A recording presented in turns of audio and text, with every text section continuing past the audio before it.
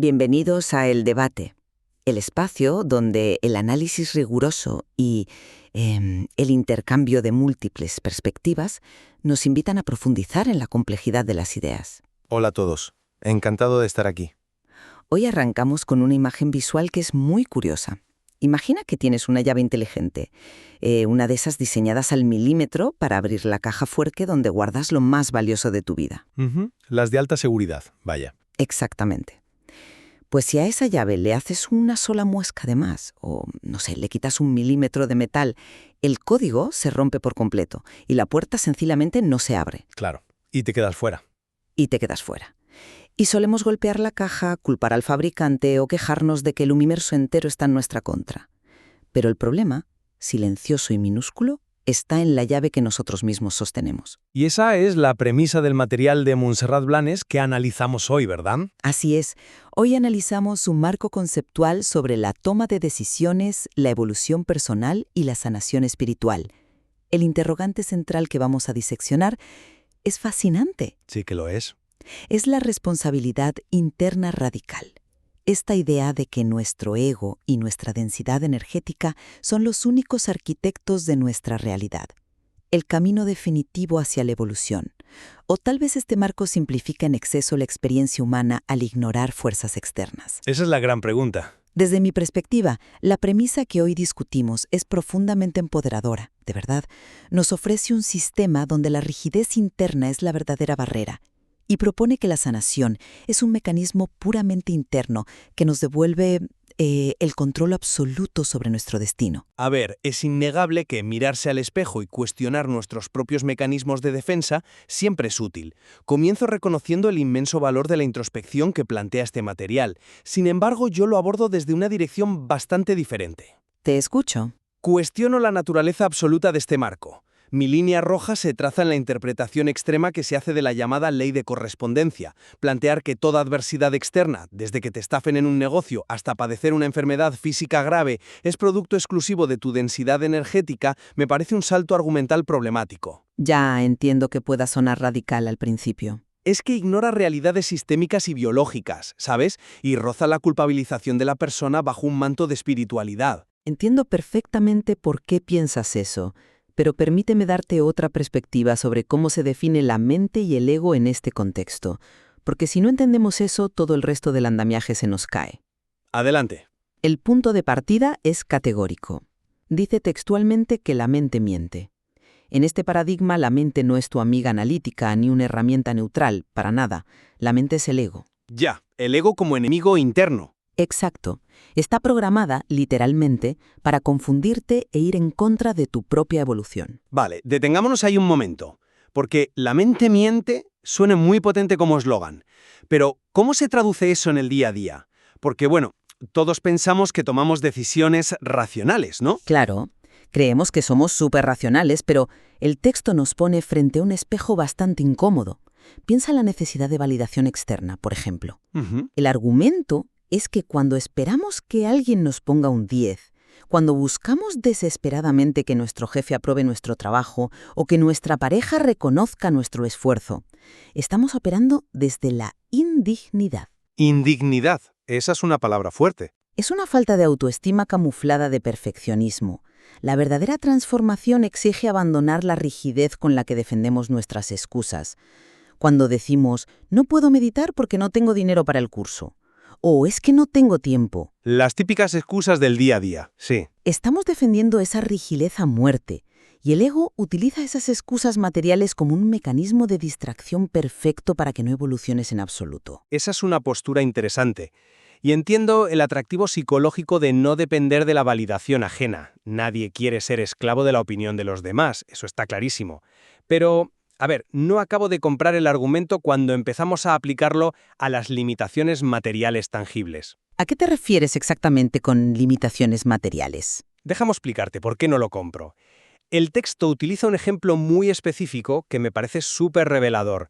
Dice que decides ponerte a meditar, a trabajar en ti mismo, y justo en ese instante el vecino de enfrente llama a tu puerta para pedirte sal. Sí, un clásico. La interrupción inoportuna cuando vas a hacer algo importante. Pero fíjate en la explicación que da el material. Sostiene que tu ego se ha puesto de acuerdo, telepáticamente o energéticamente, con el ego de tu vecino. Y que como ambos comparten la misma baja densidad, orquestan esa distracción para evitar que medites. A ver, catalogar cualquier interrupción externa, o peor aún, carencias estructurales reales, como no tener un trabajo estable, como una simple distracción del ego, me parece que invalida las legítimas dificultades de la vida. Entiendo tu punto. Estás reduciendo la complejidad del mundo real, donde los vecinos a veces simplemente se quedan sin sal, a un complot psíquico de tu propia mente. Es una crítica muy comprensible si nos quedamos en la superficie puramente física de la anécdota, claro.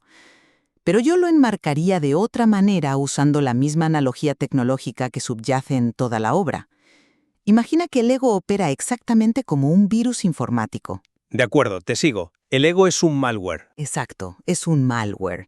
El autor nos dice que intentar sanar tu vida sin abordar esta infección emocional de base es como quejarte de que no te funciona el Skype en el ordenador y a la vez negarte en rotundo a instalar el antivirus. Ya, el problema es el software interno. Y aquí es donde tenemos que definir qué es el antivirus en este paradigma.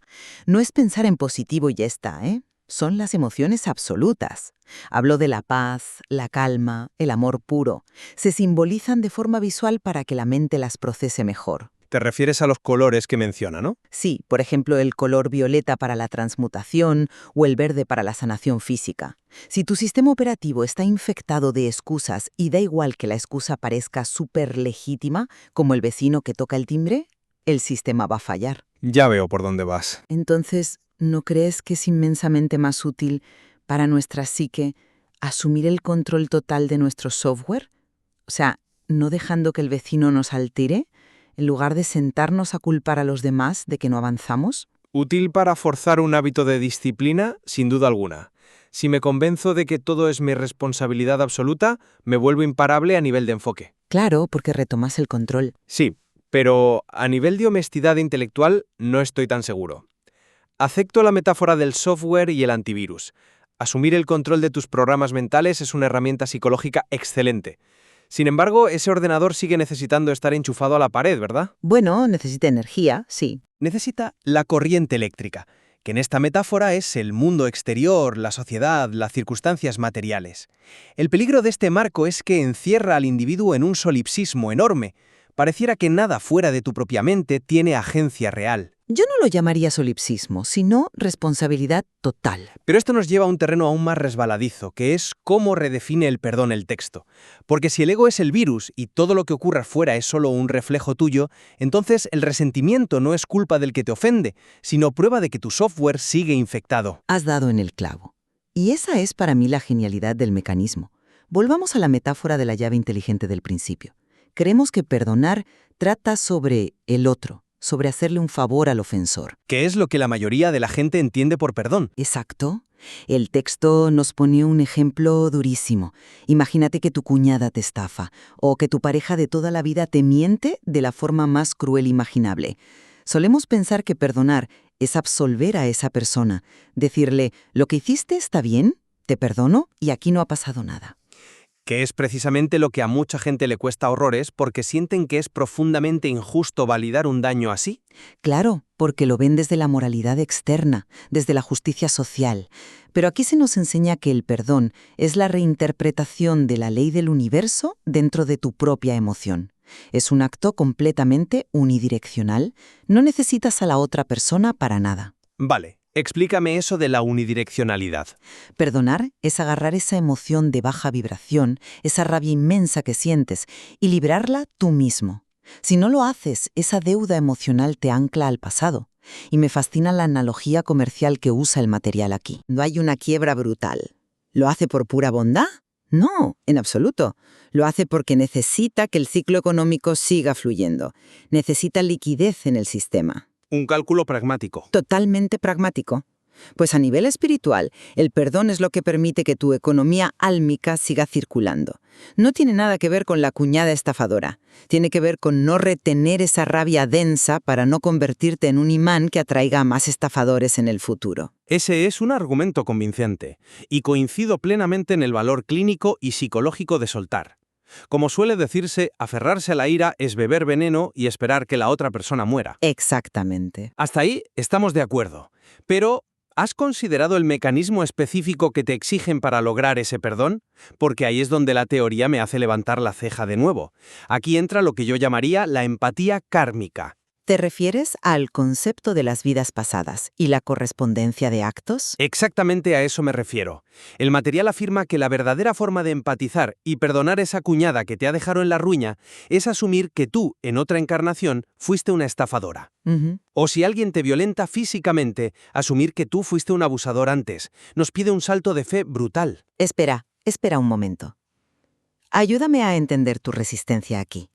Porque creo que el objetivo de esa premisa no es castigarte en absoluto, sino destruir tu pedestal de superioridad moral. ¿Superioridad moral por no querer ser estafado? A este punto de evolución, madre mía, yo debí ser lo más denso y oscuro que te puedas imaginar en el pasado. Es reconocer que todos tenemos la semilla de cualquier maldad. Mi resistencia viene del inmenso peso psicológico que esto supone para una víctima. Imagínate el impacto real en consulta. Le estás exigiendo a una persona que ha sufrido un daño real, tangible y traumático hoy, que se invente o que asuma una culpa metafísica invisible para poder sanar. Yo no lo llamaría inventar una culpa. Pero lo es en la práctica. Justificar el maltrato actual diciendo, bueno, si te gritan es porque según la ley de correspondencia tú también gritaste a alguien en el siglo XIX, me parece peligrosísimo. Ya veo a dónde quieres llegar con el ejemplo del maltrato. Es que, en lugar de procesar el agravio, validarlo y establecer límites sanos en el presente, obligas a la víctima a buscar un defecto cósmico en sí misma. ¿De verdad la evolución espiritual necesita apoyarse en forzar a la gente a asumir culpas de vidas que ni siquiera recuerdan? Yo francamente no estoy convencida por esa línea de razonamiento, porque creo que confundes culpa con responsabilidad, y el texto es muy cuidadoso con esto. ¿Y cuál es la diferencia en este contexto? La culpa te paraliza, te hace sentir miserable y pequeña. La responsabilidad te moviliza. Por eso el texto habla de la llama violeta. Para los que no estén familiarizados, imaginemos que la llama violeta es un mecanismo psicológico y energético de transmutación. Una técnica de visualización. Sí, pero no es magia de cuento. Es sentarte y decidir conscientemente quemar esa emoción negativa en lugar de tragártela o proyectarla en el otro. El universo te pone a la cuñada estafadora delante para que pases una prueba. Ya estamos con las pruebas del universo. Lo importante no es regodearse en el dolor de la crisis, sino pasar la prueba rápido, acatando que el sistema funciona así y soltando el lastre. Pero fíjate que al decir el universo te pone la prueba, volvemos a la idea de que todo lo malo está diseñado a medida para tu aprendizaje personal.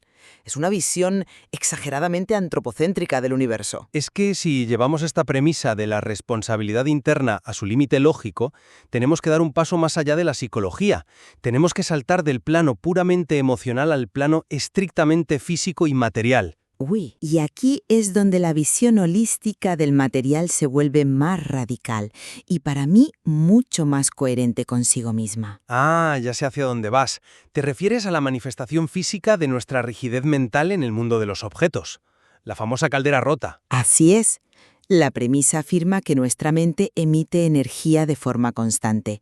Y no habla de una metáfora poética, habla de una emisión de frecuencia literal. Vale, frecuencias vibracionales. Cuando no liberamos esas emociones densas, cuando somos ignorantes de este proceso o nos comportamos de forma caprichosa con pataletas mentales constantes, esa densidad necesita salir por algún lado. Y revienta la realidad material. Exacto. Lo que hace es que rompe nuestro entorno inmediato. El texto nos da ejemplos clarísimos y muy cotidianos. De repente aparecen goteras misteriosas en tu casa. Se estropea la caldera en pleno invierno. El coche te deja tirado en la carretera sin motivo aparente. O ya en el caso más extremo, el propio cuerpo enferma. Y este es el punto exacto donde tengo que pararte, lo siento, porque para mí este es el punto de fractura absoluto de toda la teoría. Pero déjame contextualizar algo vital antes de que lo desmontes, por favor. Claro, dime. Hay que subrayar la autoridad moral desde la que habla la ponente aquí. Ella no está teorizando desde la comodidad de un sofá sobre las enfermedades de otros. Ella revela que ha padecido cáncer. Sí, lo menciona en el material. Está argumentando a través de la empatía brutal de su propia experiencia oncológica que la enfermedad fue un aviso, una alerta roja del sistema diciendo «te estás equivocando en cómo gestionas tu energía».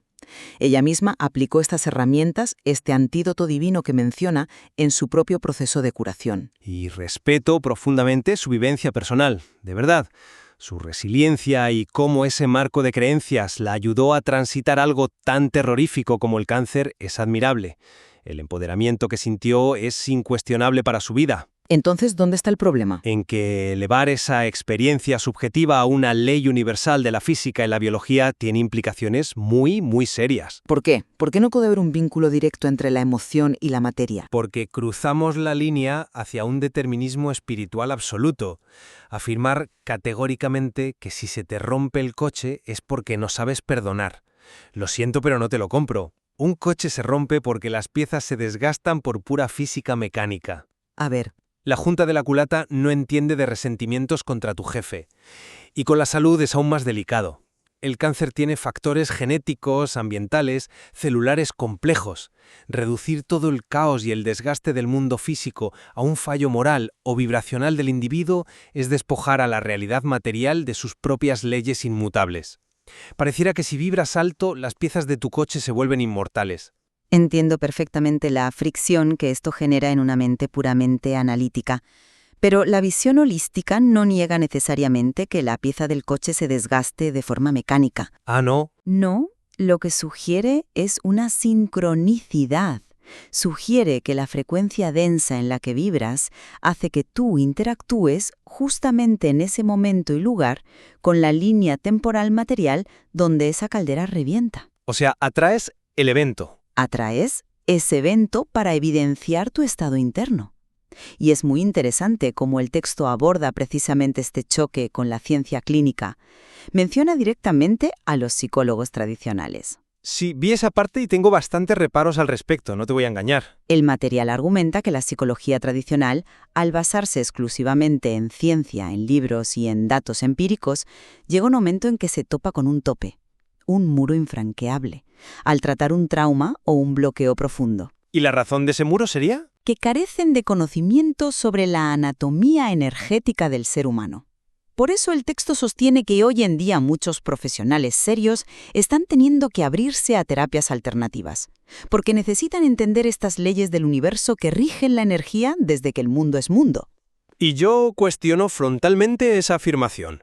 Decir que la psicología clínica fracasa porque no aborda la energía espiritual me parece francamente un despropósito. Bueno, un despropósito. Sí, lo es. La psicología, la psiquiatría y las neurociencias se basan en décadas de investigación súper rigurosa sobre la neuroplasticidad, sobre cómo el trauma altera químicamente el cerebro. Y salvan miles de vidas cada día precisamente porque comprenden la complejidad clínica del sufrimiento, no porque receten visualizar colores. Nadie dice que la psicología no salve vidas. Pero se minimiza su impacto. ¿De verdad creemos que la evolución espiritual, por muy bonita y empoderadora que sea, puede sustituir el abordaje clínico de una depresión mayor o de un trastorno de estrés postraumático severo?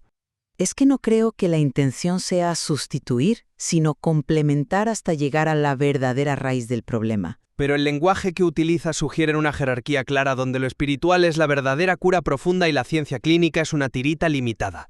La espiritualidad es un complemento existencial maravilloso, te da propósito, te da paz, pero cuando empieza a invadir el terreno de la ciencia pura bajo el paraguas de que todo es energía, corremos el gran riesgo de alejar a personas vulnerables de tratamientos médicos efectivos. Es el eterno debate entre la materia y el espíritu, está claro. Pero fíjate en la sutileza de la propuesta.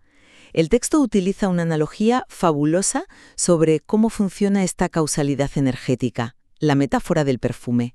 A ver, ¿esa metáfora? Nos explica que la dignidad, la sabiduría y la responsabilidad son internas. Son como un perfume de altísima calidad que te aplicas a ti mismo. Si te lo pones y lo activas dentro de ti, la fragancia inevitablemente se expande. Primero a 1 metro, luego a 3, luego llena la habitación entera. todo el que se acerque notará ese perfume. Lógico. Pero, y aquí viene la contraparte, si tú te aplicas el resentimiento o culpas a tu cuñada y a tu jefe todo el día, ese es el mal olor. Y eres tú quien lo está activando en tu propio cuerpo y expandiéndolo a tu alrededor.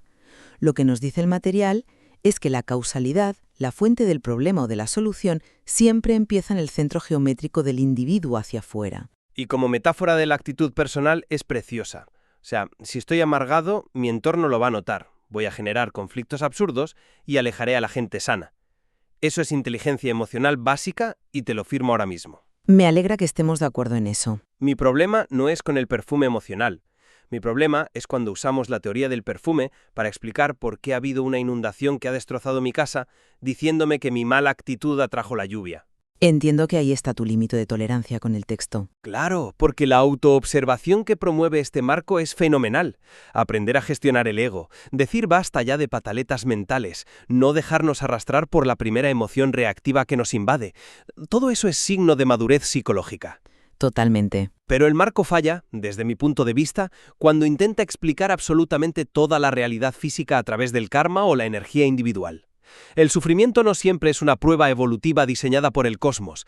A veces, sufrir es simplemente el resultado de estar vivos en un mundo frágil y caótico, rodeados de otros humanos que cometen errores. Y sin embargo, la posición de este material sigue siendo inquebrantable en ese aspecto. Y creo que tiene una razón de ser muy profunda que no debemos descartar. Te escucho. Concebirse a una misma como la creadora y gestora única de su realidad emocional, sin excepciones, es el acto de máxima dignidad humana. Implica usar herramientas como la llama violeta o la meditación profunda para transmutar el dolor en aprendizaje, sin quedarnos sentados esperando a que el mundo nos pida perdón. Te quita la espera, sí. Exacto. Elimina el victimismo de un plumazo. Ya no dependes de que la cuñada se disculpe o que el vecino cambie su actitud. Si tu evolución personal es tu objetivo primordial, todas esas fricciones externas pierden por completo su capacidad de herirte. Como conclusión por mi parte, diría que el equilibrio aquí es lo verdaderamente fundamental. El antídoto que propone el texto, esa búsqueda activa de la paz, la calma y el autoconocimiento, es esencial para nuestra higiene mental. Nadie debería vivir a merced de lo que le hacen los demás, de eso estoy seguro. Así es. Pero no podemos perder la dialéctica entre ese trabajo interno y el reconocimiento honesto de que existe un mundo externo con sus propias reglas, sus propias injusticias sistémicas y su propia biología. Si nos convencemos de que somos los únicos responsables de cada accidente de coche o de cada enfermedad, podemos caer en una tiranía de la positividad muy solitaria y cruel. Necesitamos disciplina espiritual, sí, pero sin desconectarnos de la compasión material por la fragilidad humana. Creo que, independientemente de donde trazamos cada uno de nosotros esa línea fronteriza entre lo que controlo yo y lo que controla el mundo, ambos coincidimos en el enorme valor de este análisis. Sin duda.